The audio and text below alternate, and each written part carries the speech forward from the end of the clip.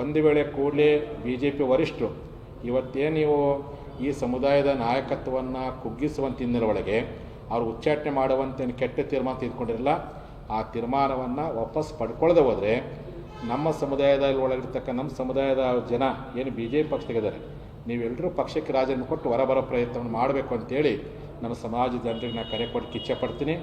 ಆ ಹಿನ್ನೆಲೆ ಒಳಗೆ ನಾಳೆ ಮಧ್ಯಾಹ್ನ 1 ಗಂಟೆಗೆ ಬೆಳಗಾವಿ ಗಾಂಧಿ ಭವನದಲ್ಲಿ ತುರ್ತಾಗಿ ಲಿಂಗಾಯತ ಪಂಚಮಸಾಲಿ ಸಮಾಜ ಬಾಂಧವರ ಪದಾಧಿಕಾರಿಗಳ ತುರ್ತು ಸಭೆಯನ್ನು ಕರೆಯಲಾಗಿದೆ.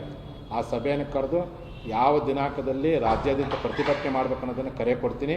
ಆ ದಿನಾಂಕದಲ್ಲಿ ನೀವೆಲ್ಲರೂ ಸಹ ಉಗ್ರವಾಗಿರ್ತಕ್ಕಂಥ ಪ್ರತಿಭಟನೆ ಮಾಡಲಿಕ್ಕೆ, ಇದು ಸನ್ಮಾನ್ಯ ನರೇಂದ್ರ ಮೋದಿಯವರ ವಿರುದ್ಧ ಪ್ರತಿಭಟನೆ ಅಲ್ಲ, ಸನ್ಮಾನ್ಯ ಅಮಿತ್ ಶಾ ವಿರುದ್ಧವಾಗಿರ್ತ ಪ್ರತಿಭಟನೆ ಅಲ್ಲ, ಪಂಚಮಸಾಲಿ ಸಮುದಾಯದ ನಾಯಕತ್ವವನ್ನು ತುಳಿಯುವಂಥ ಪ್ರಯತ್ನವನ್ನು ದಶಕಗಳ ಕಾಲ ಯಾರು ಮಾಡ್ತಾ ಬಂದಾರಲ್ಲ ಅವರ ಕುತಂತ್ರ ವಿರುದ್ಧವಾಗಿರ್ತಕ್ಕಂಥ ಪ್ರತಿಭಟನೆ. ಅವತ್ತು ಚೆನ್ನಮ್ಮನಿಗೆ ಮೋಸ ಮಾಡಿದಂಥ ಶಕ್ತಿಗಳು 20ನೇ ಶತಮಾನದಲ್ಲಿ ಪಂಚಮಸಾಲಿ ಸಮಾಜದ ನಾಯಕರ ತುಳಿಯುವಂಥ ಪ್ರಯತ್ನವನ್ನು ಅಪ್ರತ್ಯಕ್ಷವಾಗಿ ಪ್ರತ್ಯಕ್ಷ ಮಾಡ್ತಾ ಬಂದರೆ ಅದು ನಮಗೆ ಗೊತ್ತಿಲ್ಲ. ಆದರೆ ಇವತ್ತು ಬಸವನಗೌಡ ಪಾಟೀಲ್ ಯತ್ನಾಳರನ್ನು ಉಚ್ಚಾಟನೆ ಮಾಡಿದ ಮೂಲಕವಾಗಿ ಇವತ್ತು ತಮ್ಮ ಒಂದು ಅಟ್ಟಹಾಸವನ್ನು ಮೆರೆಕತ್ತಾರೆ. ಅವ್ರು ಯಾರಂತೆಲ್ಲ ಗೊತ್ತಿದೆ. ಹಾಗಾಗಿ ಇದಕ್ಕೆ ಮುಖ್ಯವಾಗಿರ್ತಕ್ಕಂಥ ಪರೋಕ್ಷ ಕಾರಣ ಮಾಜಿ ಮುಖ್ಯಮಂತ್ರಿ ಆಗಿರ್ತಕ್ಕಂಥ ಯಡಿಯೂರಪ್ಪನವರು ಮತ್ತು ಅವ್ರ ಕುಟುಂಬ ಅಂತ ನೇರವಾಗಿ ಹೇಳಕ್ಕೆ ಇಚ್ಛೆಪಡ್ತೀನಿ.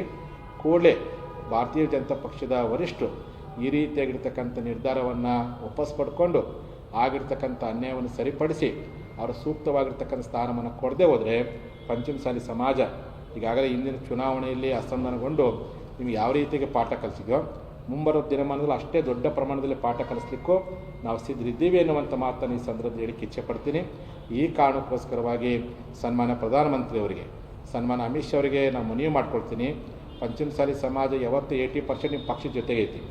ಅದು ನಿಮ್ಮ ಪಕ್ಷ ಇವತ್ತವರೆಗೆ ನಮ್ಮ ಸಮುದಾಯಕ್ಕೆ ಯಾವುದೇ ಉತ್ತಮವಾಗಿರ್ತಕ್ಕಂಥ ಅವಕಾಶ ಕೊಟ್ಟಿಲ್ಲ.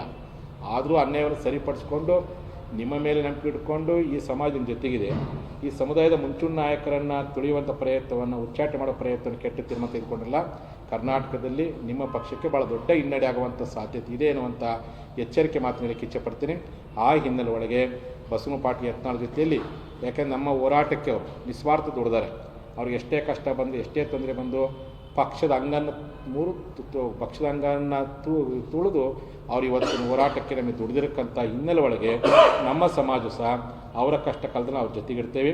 ಅವ್ರ ಜೊತೆಗಿಡುವಂಥ ಅವಶ್ಯಕತೆ ಇಲ್ಲ. ನಮ್ಮ ಸಮಾಜಕ್ಕೆ ಯಾರು ಅನ್ಯಾಯ ಮಾಡ್ತಾರೆ ಆ ಎಲ್ಲ ಪಕ್ಷಗಳನ್ನು ಸಮಾನತರ ವಿರೋಧ ಮಾಡ್ತೀವಿ.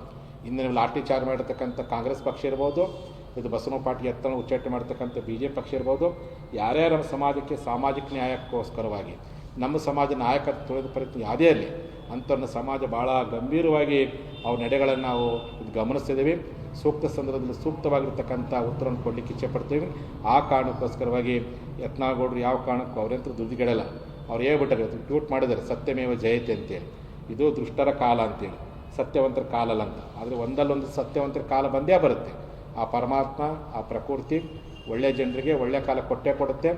ಆದರೆ ನಮ್ಮ ಹೋರಾಟಕ್ಕೆ ಅವ್ರು ನಿಸ್ವಾರ್ಥವಾಗಿ ದುಡಿದ ಪರಿಣಾಮ ಕಷ್ಟ ಕಾಲದಲ್ಲಿ ಅವರಿಗೆ ನಾವೆಲ್ಲರೂ ಬೆಂಬಲ ನಿಲ್ತೀವಿ. ಅವ್ರು ತೆಗೆದುಕೊಳ್ಳುವಂಥ ಯಾವುದೇ ತೀರ್ಮಾನಕ್ಕೂ ನಮ್ಮ ಸಮಾಜ ಅವ್ರ ಜೊತೆಗೆ ಇರುತ್ತೆ ಅನ್ನುವಂಥ ಮಾತು ಹೇಳಲಿಕ್ಕೆ ಇಚ್ಛೆಪಡ್ತೀನಿ. ನಮ್ಮ ಸಮಾಜ ಬಾಂಧವರು ಇವತ್ತಿಂದನೇ ನಿಮ್ಮ ಭಾಗದಲ್ಲಿ ಹಳ್ಳಿಯಿಂದ ತಾಲೂಕಿನಿಂದ ಜಿಲ್ಲಾ ಮಟ್ಟದಲ್ಲಿ ಉಗ್ರವಾಗಿರ್ತಕ್ಕಂಥ ಪ್ರತಿಭಟನೆ ಪ್ರಯತ್ನ ಮಾಡಿರಿ. ಬಸವನಗೌಡ ಪಾಟೀಲ್ ಯತ್ನಾಳ್ ಅವರನ್ನು ಯಾರು ತುಳಿದಾರೋ, ಯಾರು ಇವತ್ತು ಉಚ್ಚಾಟನೆ ಮಾಡಲಿಕ್ಕೆ ಪ್ರಯತ್ನ ಪಟ್ಟರೋ, ಯಾರು ನಿಮಗೆಲ್ಲ ಗೊತ್ತಿದೆ ಅಂತ ವಿರುದ್ಧ ಹೋರಾಟ ಮಾಡೋ ಪ್ರಯತ್ನ ಮಾಡಿರಿ. ಈ ಎಲ್ಲ ಕಾರಣಕ್ಕೋಸ್ಕರವಾಗಿಯೇ ನಾಳೆ ಮಧ್ಯಾಹ್ನ 1 ಗಂಟೆಗೆ ಬೆಳಗಾವಿಯ ಗಾಂಧಿ ಭವನದಲ್ಲಿ ಲಿಂಗಾಯತ ಪಂಚಮಸಾಲಿ ಮೀಸಲಾತಿ ಚಳವಳಿಗಾರರ ಜಿಲ್ಲಾ ಮತ್ತು ರಾಜ್ಯ ತಾಲೂಕು ಮಟ್ಟದ ಎಲ್ಲ ಪದಾಧಿಕಾರಿಗಳನ್ನು ಮತ್ತು ನಮ್ಮ ಸಮಾಜ ವಿವಿಧ ಘಟಕಗಳಿಂದ ಕಾನೂನು ಘಟಕ ಇರ್ಬೋದು, ಪಂಚಾಯತ್ ಇರ್ಬೋದು, ಮಹಿಳಾ ಘಟಕ ಇರ್ಬೋದು, ಯುವ ಘಟಕ ಇರ್ಬೋದು, ವಿದ್ಯಾರ್ಥಿ ಪರಿಷತ್ ಇರ್ಬೋದು, ರೈತ ಘಟಕ ಇರ್ಬೋದು, ಎಲ್ಲ ಪದಾಧಿಕಾರಿಗಳ ತುರ್ತು ಸಭೆಯನ್ನು ನಾಳೆ ಮಧ್ಯಾಹ್ನ 1 ಗಂಟೆಗೆ ನಾವು ಗಾಂಧಿ ಭವನದಲ್ಲಿ ಕರೆಯಲಾಗಿದೆ. ಅಲ್ಲಿ ಕೂತ್ಕೊಂಡು ಮುಂದಿನ ಹೋರಾಟವನ್ನು ಉಗ್ರವಾಗಿ ಹೋರಾಟ ಮಾಡುವಂಥ ತೀರ್ಮಾನವನ್ನು ನಾವು ತೆಗೆದುಕೊಳ್ತೀವಿ ಅನ್ನುವಂಥ ಮಾತನ್ನು ಇವತ್ತು ಮಾಧ್ಯಮದ ಮೂಲಕವಾಗಿ ನಾನು ಹೇಳಿಕೆ ಇಚ್ಛೆಪಡ್ತಾ 2 ಮಾತು ಮುಗಿಸಿ ಕ್ಷಮಿಸಿ ಮಾಡ್ತೇವೆ.